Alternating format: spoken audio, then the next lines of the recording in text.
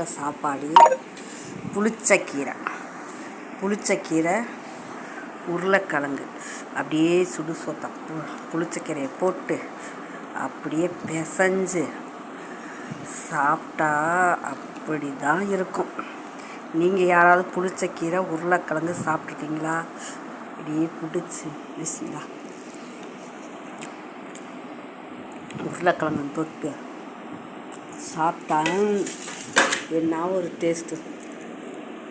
உங்களுக்கெல்லாம் யாருக்கு புளிச்சக்கீரை உருளைக்கிழங்கு பிடிக்கும் சொல்லுங்கள். இதோட கருவாடு வறுத்து வச்சு சாப்பிட்டாலும் நல்லாயிருக்கும்.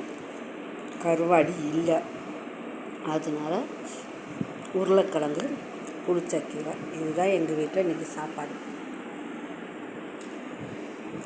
உருளைக்கிழங்கு புளிச்சக்கீரை என்ன டேஸ்ட்டாக இருக்குது.